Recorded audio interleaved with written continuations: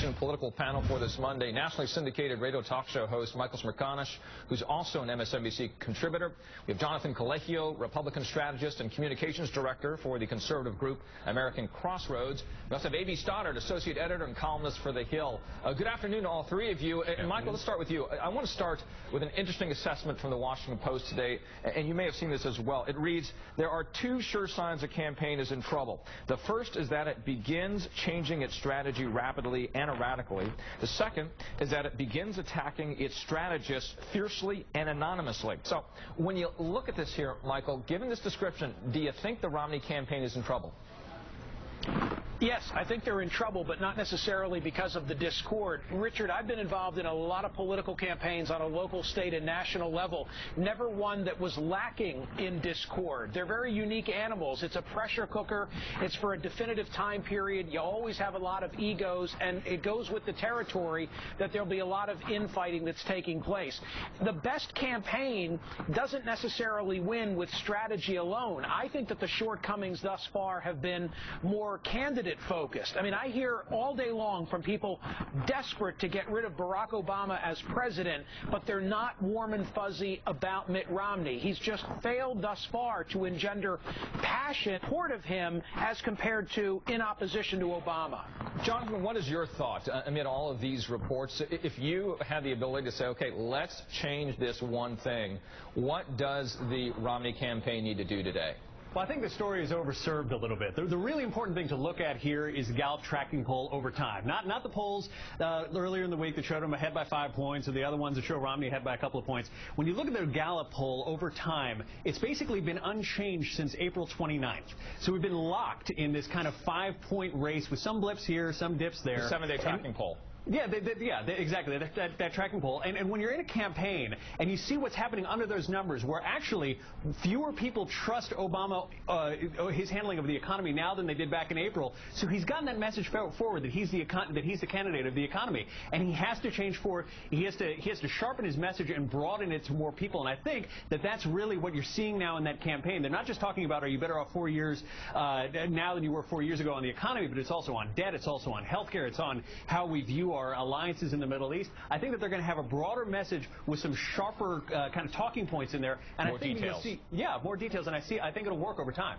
A.B., you know, the president campaigning in Ohio today, one of the several key battleground states that we've all been watching, where polls show that he's currently leading Romney. And when you look at this here, A.B., how much do you think that plays into Romney's decision to try to change his strategy at the same time as they try to, again, hone their message this week?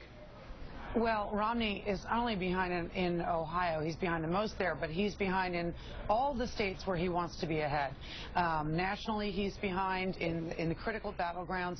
This is not that he's so much behind, but this is a race that Romney should be out in front of. He should be the front runner right by now. And so I think that, you know, what Michael and Jonathan are saying is right. He needs to do something with his message.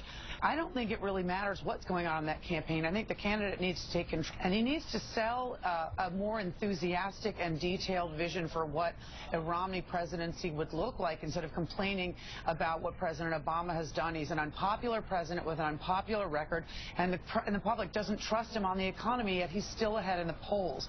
That's because Romney is not affirmatively selling himself. And so that's why I think he can put out new commercials and talk about immigration today and something tomorrow, but I really think it's those debates. I think unless he convinces Americans at those debates that he really has the potential to be a reasonable replacement, he's probably not going to win. I think that all the ads have been seen, all the talking points have been heard. He's got to sell himself.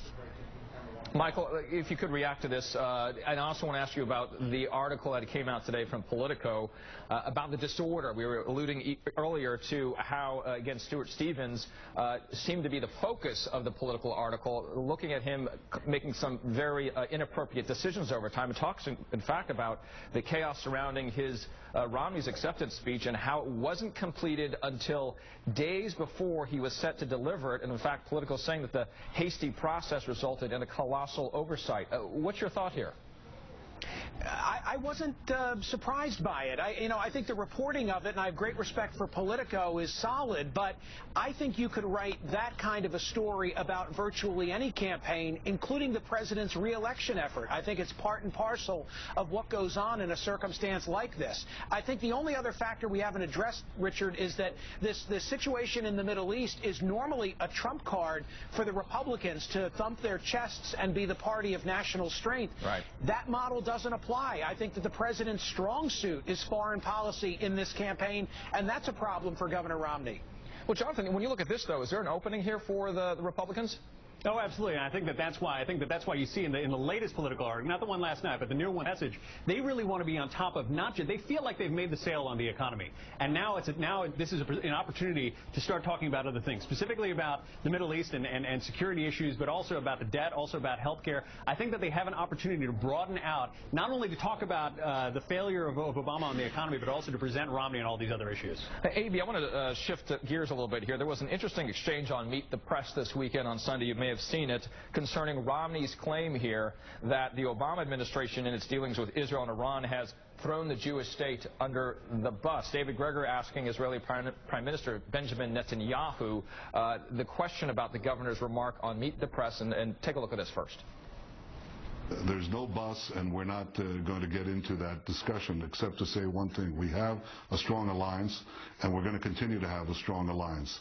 I think the important question is where does the only bus that is really important is the Iranian nuclear bus. So, AB, quickly here, the issue of, again, Benjamin Netanyahu and the president maybe not working so well together here.